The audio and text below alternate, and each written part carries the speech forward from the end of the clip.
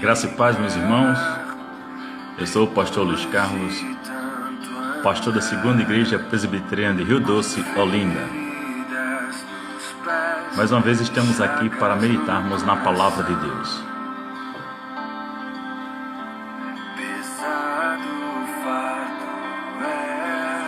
Graça e paz, Dulce. Minha mãe Zéias, a graça e paz.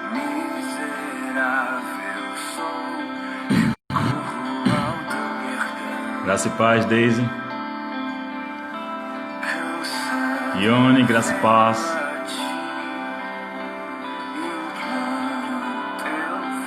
Aguardando mais irmãos chegarem e nós iremos iniciar.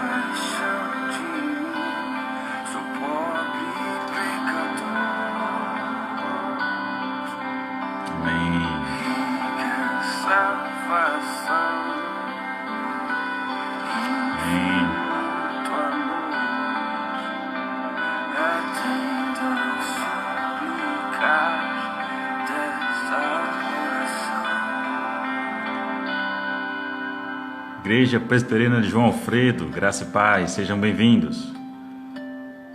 Em alguns instantes iremos iniciar, apenas aguardando mais alguns irmãos chegarem.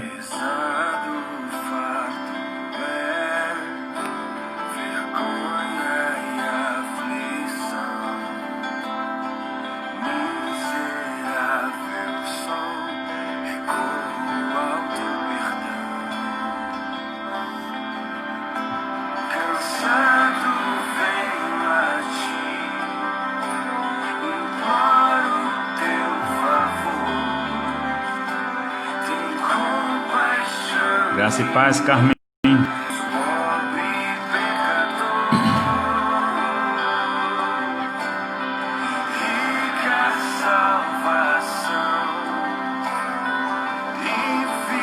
Graça e paz, Natália.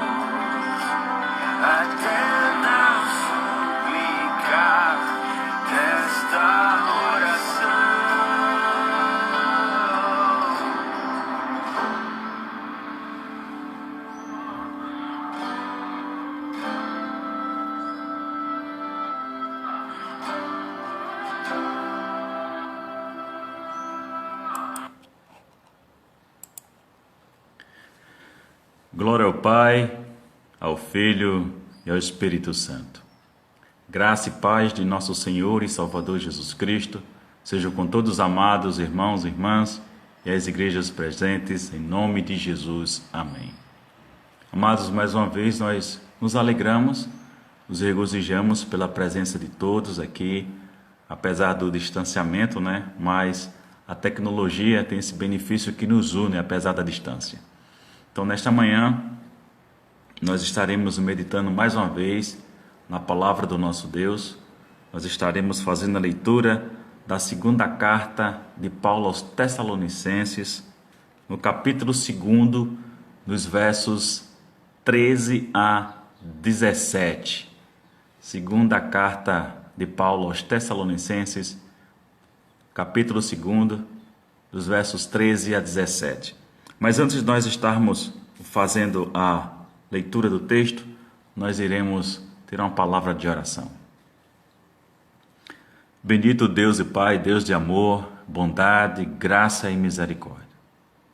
Mais uma vez o teu povo que se chama pelo teu nome, se apresenta diante de ti em tua trina presença, glorificando, exaltando, bendizendo o teu excelso e maravilhoso nome.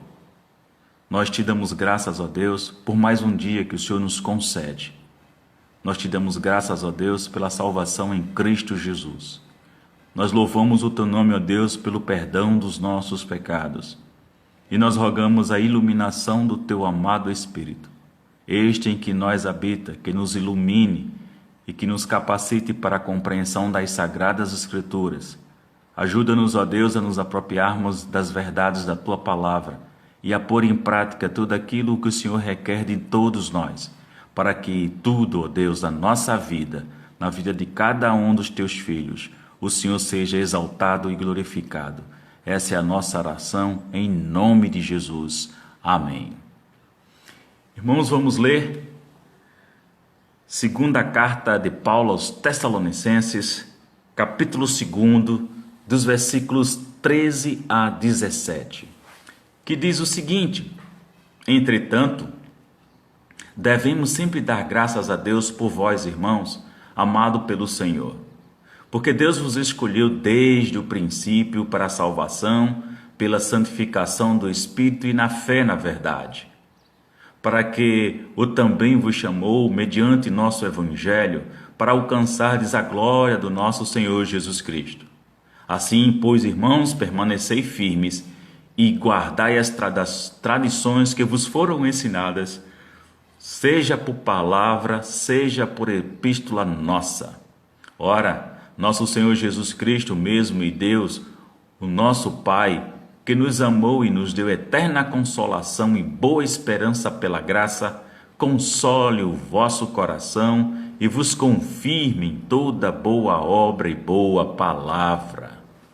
Meus amados irmãos, nós temos aqui Paulo fazendo algumas exortações e ao mesmo tempo também dando ações de graças. Nós estaremos avaliando e procurando aplicar para a nossa vida aquilo que o apóstolo aqui estava orientando, como glorificando a Deus pela igreja aos Tessalonicenses nessa segunda epístola. Então ele começa fazendo em sua retórica que devemos sempre dar graças a Deus por vós. Interessante que na relação com a igreja, Deus está glorificando a Deus pela vida dos irmãos. Então, meus irmãos, devemos não somente diferente de Paulo, né? Nós devemos fazer a mesma coisa. É importante que nós demos graças a Deus e glorifiquemos a Deus uns pelos outros, pela vida de todos, pela vida da igreja. E isso é importante. E Paulo ele mostra algumas questões aqui que nos chamam a atenção. Porque Deus os escolheu desde o princípio para a salvação. Então nós temos aqui a ação, né, da parte de Deus em relação à sua eleição, em relação à sua predestinação. Mas é interessante nós entendermos algumas questões a respeito disso. Muitas pessoas elas confundem, elas não compreendem ou têm uma concepção muitas vezes equivocada acerca da eleição da parte de Deus para com o seu povo. Muita gente às vezes diz, uma vez salvo para sempre salvo, assim é bom demais, então eu posso pecar, eu posso fazer o que for, porque está garantido que eu não vou perder a salvação, então está tudo certo. Não, em nenhum momento as Escrituras nos ensinam isso. Na verdade, isso chega a ser um ensino diabólico. O que é a eleição da parte de Deus, não é? Nos ensina nas Sagradas Escrituras. Primeiro, fica claro que Deus os escolheu desde o princípio para a salvação. Mas para quê? Pela santificação. Então cai por terra todo e qualquer pensamento equivocado a despeito da eleição, das pessoas acharem que podem viver de qualquer jeito porque são eleitas. Não. Deus é santo. O caráter de Deus é santo. E Deus exige do seu povo a santidade. Porque quando nós olhamos o preceito no Antigo Testamento, quando nós verificamos o texto original no hebraico, a expressão sede santo, porque eu, teu Deus, sou santo, é uma ordem. E ordem nós sabemos que é mandamento da parte de Deus. Então cabe ao seu povo eleito, cabe ao povo escolhido por Deus para a salvação, viver em santidade. E nós sabemos que a santificação é justamente aquilo que nós entendemos mediante as Escrituras, que Deus coloca como aquilo que é separado. Não é isso? A palavra santo começou a ser aplicada a princípio aos utensílios que eram utilizados para com o sacrifício e para com todo o serviço do templo. Então aquilo ali era santo, era sagrado, era separado para um uso exclusivo. E quando nós aplicamos isso a nós mediante aquilo que as Escrituras nos ensina, significa que nós somos um povo separados de Deus para o seu uso, para a sua ação privada, relacional. Então, meus irmãos, nós gozamos da alegria, nós gozamos do privilégio de que Deus nos usa separadamente para a proclamação do Evangelho, mas que Deus também mantém uma relação íntima, profunda e pessoal com cada um de nós, com a sua igreja, com o seu povo. Deus quer se relacionar conosco. Nós precisamos ter um relacionamento com Deus. E o nosso relacionamento com Deus não pode estar à parte de nós nos santificarmos. Porque quanto mais nós nos santificamos, quanto mais nós buscamos nos aprofundar neste processo que dura toda a nossa vida enquanto estivermos aqui, nós iremos nos aprofundar mais na relação com Deus. Nós seremos cada vez mais parecidos com o Cristo que nós proclamamos, que amamos e que nos salvou. Então, o processo da santificação, meus irmãos, dá-se pelo poder e a ação de Deus em nós, mas também tem a nossa própria ação na nossa luta contra o pecado, de mortificar na carne o pecado e de se afastar do pecado, se distanciar cada vez mais do pecado, para que nos aproximemos cada vez mais do próprio Deus. Então, meus irmãos, não somente pela santificação do Espírito, mas a fé, o qual o próprio Deus nos concede. Porque, irmãos, existe a fé que é natural para todas as pessoas. Ninguém pega um Uber achando que não vai chegar no destino. Ninguém entra no avião pensando que não vai chegar no destino. Ninguém pega um ônibus pensando que não vai chegar no destino. Todas as pessoas têm ideia e têm um entendimento e creem que elas vão chegar no destino. Mas a fé para a salvação, esta fé maravilhosa, é Deus que nos coloca para abraçarmos Cristo como Salvador. É Deus que nos imputa, coloca realmente em nós esta fé. Então, por esta fé, nós vamos viver mediante a verdade revelada de Deus, a sua palavra. Para que também vos chamou mediante nosso evangelho, Paulo continua, para alcançardes a glória do nosso Senhor Jesus Cristo. E o que seria isso? Irmãos, uma das grandes coisas que o povo de Deus aguarda é a segunda vinda do nosso Salvador. Porque quando ele vier, os mortos ressuscitarão e os vivos serão transformados. Então, nossos corpos serão glorificados. Nossos corpos serão semelhante ao de Cristo. E a glória disso é que não habitará mais em nós o pecado. É um dia maravilhoso, não é?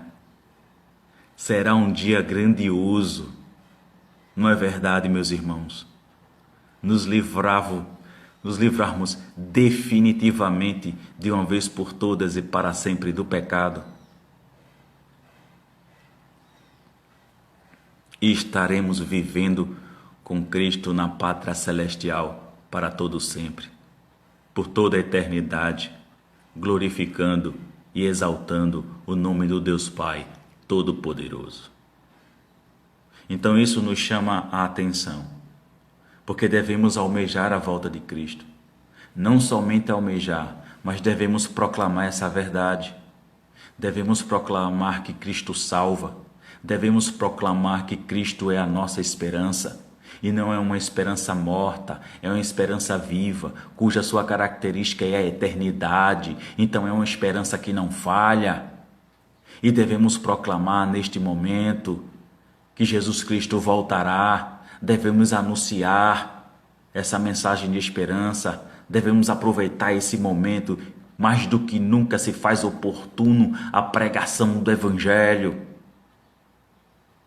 Deixem os outros brigarem, discutir o que quiserem. Mas nós devemos aproveitar esse momento e a oportunidade tecnológica que consegue alcançar pessoas ao redor do mundo todinha. Vamos proclamar o Evangelho e vamos anunciar essa mensagem gloriosa, maravilhosa de esperança. Iremos alcançar, meus irmãos, a glória do nosso Senhor Jesus Cristo quando Ele vier. Louvado seja o nome do Senhor. Ó Maranata, ó vem Senhor Jesus. E Paulo continua dizendo para os irmãos da igreja de Tessalônica: assim, pois, irmãos, permanecei firmes. Permaneçamos firmes, meus irmãos. Apesar das circunstâncias, apesar da situação, apesar das incertezas de todos os aspectos que sondam, que parece que estão sitiando a nossa vida, devemos nos manter firmes. E algo também importante que é nos chamado a atenção, não somente a perspectiva de nós nos mantermos firmes, mas também guardai as tradições que vos foram ensinadas, seja por palavra, seja por epístola nossa. O que Paulo está querendo dizer, meus irmãos, nesse contexto aqui? É bom nós lembrarmos, e é algo que eu sempre gosto de estar falando, que a igreja naquele período, ela ainda não tinha o Novo Testamento completo como nós temos hoje. Então, quando Paulo diz, guardai as tradições que foram ensinadas, guardai o ensino do Evangelho. Guardai as boas novas. Guardai exatamente a mensagem com a qual vocês foram alcançados e foram convertidos por Cristo. Guardai tudo aquilo que vocês ouviram e que vocês aprenderam, quer tenham sido a tradição oral, quer tenham sido a pregação que vocês ouviram, como as cartas, as epístolas que foram escritas para vocês, ensinando e orientando acerca das boas novas, da mensagem do reino, da doutrina do Cristo. Então é isso que Paulo está falando. Então a gente precisa, irmãos, mais do que nunca, nos avaliarmos como é que está a nossa firmeza, como é que está a nossa posição nesse sentido e guardar essa palavra poderosa em nós. Leiamos todos os dias as Escrituras, meditemos todos os dias nas Escrituras e guardemos aquilo que o Espírito de Deus nos ensina. Antes de ler essa palavra, antes de meditar nesta palavra, ore, para que Deus lhe ilumine, para você compreender. E quando você terminar, ore de novo. E rogue e suplique ao Espírito para que lhe aplique essa verdade ao seu coração, para que você possa colocar em prática. Porque nós não vivemos o evangelho intelectual não, irmãos. Se nós olharmos tudo aquilo que Cristo fala, eu desafio a vocês a fazer a seguinte leitura. Leia os capítulos 5, 6 e 7 de Mateus, que é o famoso Sermão do Monte. Mas leia aqueles trechos pequenos, que a gente chama de perícope, que sempre tem aquele texto em negrito, vem os versos, depois outro trecho, versos, valendo apenas aqueles bloquinhos. Não vá com pressa, não. E medite em cada coisa que você estiver lendo. E você vai ver como Jesus, ele nos aplicou coisas grandiosas e maravilhosas e principalmente práticas. O reverendo Martin Lloyd Jones, já falecido há muitos anos, eu gosto de uma lição que ele dá a respeito desses 3 capítulos, porque ele diz que o Sermão do Monte, ele reflete o caráter do cristão. Por isso que é bom a gente refletir com profundidade. Então, meus irmãos, essas tradições que nos foram ensinadas, quer seja como Paulo está falando, não é? Para a igreja de Tessalonicense, por palavra ou por epístola, guardem. Guardem em vossos corações os sermões que vocês escutam. Quando vocês vão para a igreja, que vocês estão ouvindo a palavra, quando existe fidelidade na pregação da palavra, é o próprio Cristo falando com vocês. Então guardemos esta palavra. E Paulo continua e diz: ora, nosso Senhor Jesus Cristo mesmo e Deus nosso Pai, que nos amou e nos deu, olha que coisa maravilhosa, o que é que ele nos deu? Eterna consolação.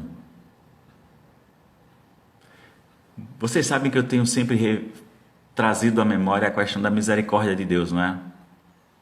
Que ela se renova todos os dias, que o caráter dessa misericórdia, que a misericórdia de Deus é eterna, e que temos da parte de Deus todos os dias, a misericórdia necessária, suficiente para todos nós cada dia. Da mesma forma, meus irmãos, nós temos aqui a eterna consolação. E é isso que eu quero frisar para você. Não falta, preste atenção, não falta da parte de Deus em nenhum momento, um microsegundo, um micro de décimo de segundo, não nos falta a consolação de Deus. Não faço ideia, não sei o que vocês estão experimentando. Não sei qual é a causa que você coloca diante de Deus em oração. Mas uma coisa, mediante a Escritura, eu sei. Deus tem consolação suficiente para você. Então somente creia. Creia. Creia com toda a sua força, com toda a sua alma. Há consolo da parte do nosso Deus para com você. Da mesma forma, não somente a consolação, mas Paulo fala, boa esperança. Boa esperança. É a expectativa daquilo que é bom e não daquilo que não seja bom. Mas bom porque, segundo Paulo, pela graça. Que coisa maravilhosa. Que coisa grandiosa para nós. Nós sabemos que a graça de Deus é um favor que nós não merecemos, meus irmãos. E o cuidado desse Deus para com seu povo é tão maravilhoso, é tão belo, é tão grandioso, que a consolação ela é eterna, a esperança é boa e isso é fruto da graça, meus irmãos. Olha que coisa linda da parte de Deus para nós que somos o seu povo. Alegre-se e exultem os vossos corações por isso. Por esse cuidado paternal tão grandioso para com seus filhos. E o que é que Paulo coloca mais uma vez? Paulo traz à tona a consolação e diz: console o vosso coração e vos confirme em toda boa obra. Ou seja, irmãos, aquilo pelo qual Deus nos escolheu, mediante a salvação em Cristo, como ensina o próprio texto, para a salvação, santificação do Espírito e fé na verdade. Nós fomos chamados, mediante o Evangelho, para alcançar a glória de Cristo, como Paulo tem colocado nesse trecho das Sagradas Escrituras. Vos confirma em nós toda boa obra. Ou seja, meus irmãos, nós, eu e você, fomos salvos para realizar as obras que o próprio Deus destinou para os seus filhos. E que isso seja confirmado na minha vida e na vida de cada um de vocês.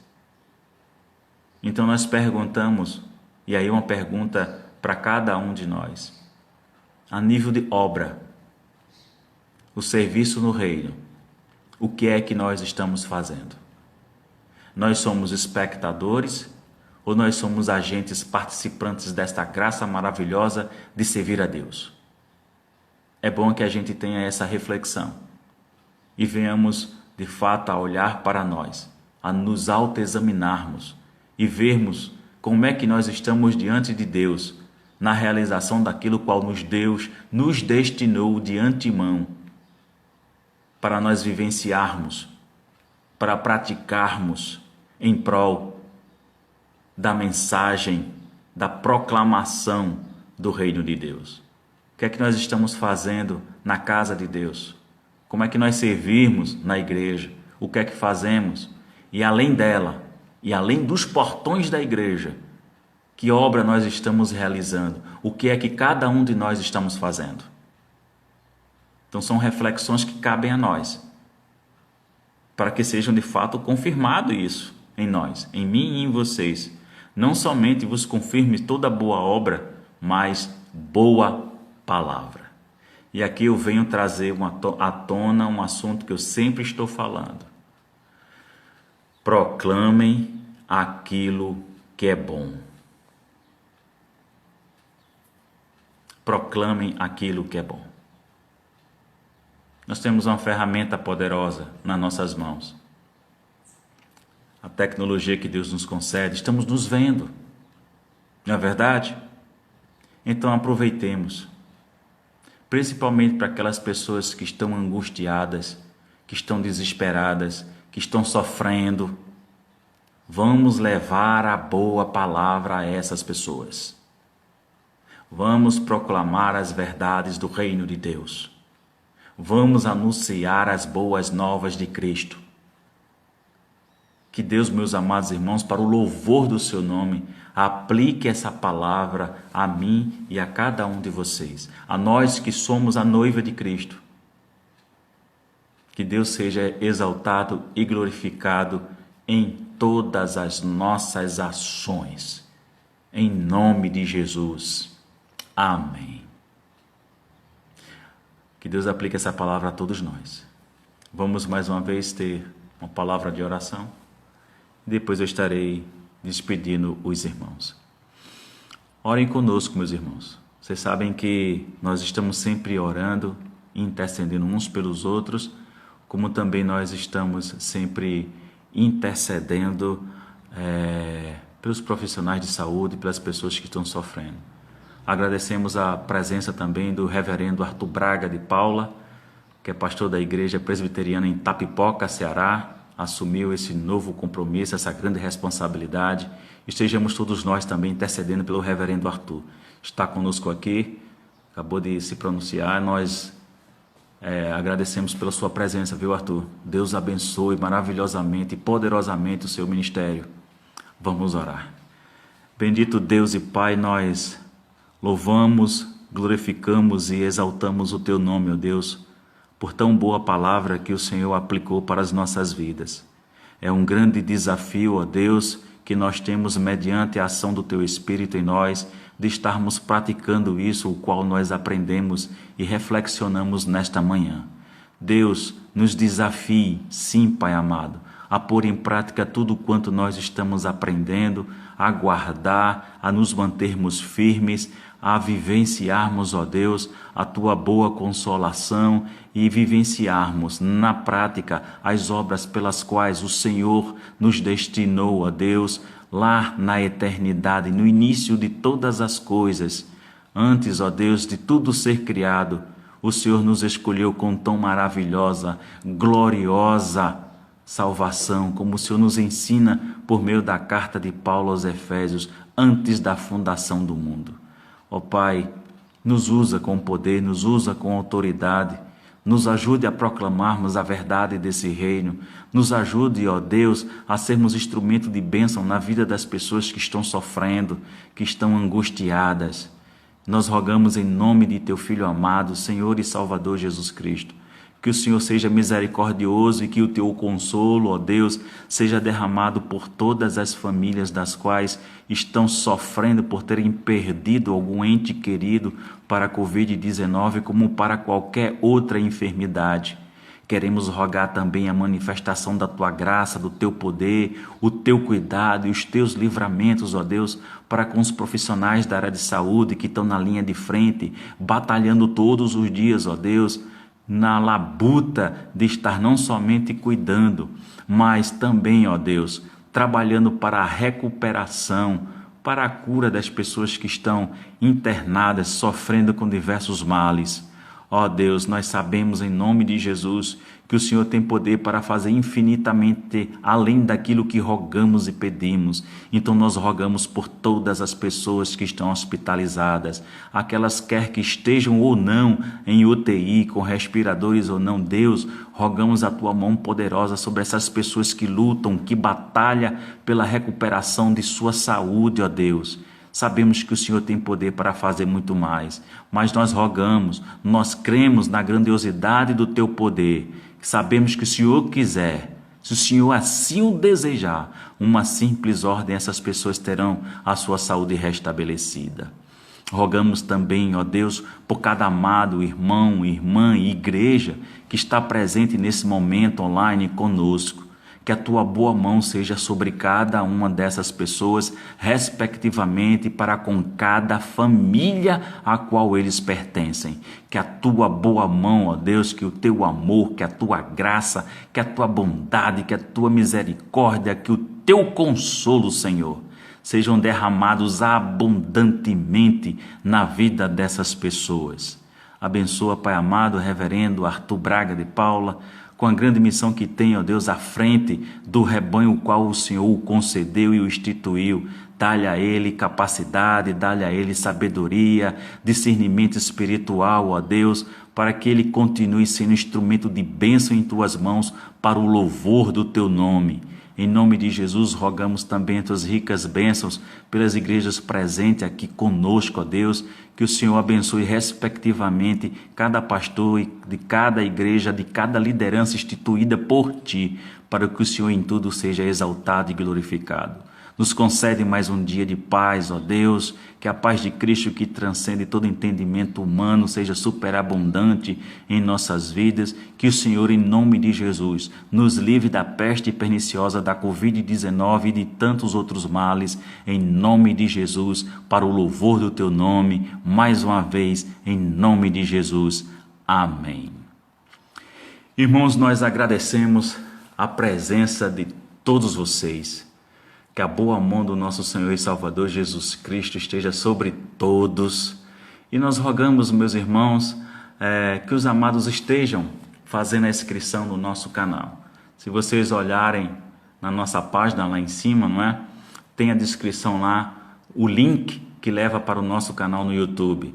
A partir de domingo nós estaremos fazendo a transmissão pelo canal do YouTube. Então faça a inscrição no nosso canal e ative o sininho. Por que é importante? Quando você ativa o sininho, meus irmãos, e a gente entrar online, aí vocês vão saber. Porque aí você vai receber a notificação que nós estamos ao vivo e aí você acessa para estar contemplando o nosso trabalho e participando, né? A verdade é essa também. Então, nossas atividades no domingo pela manhã é às 10 horas da manhã e à noite é às 19 horas.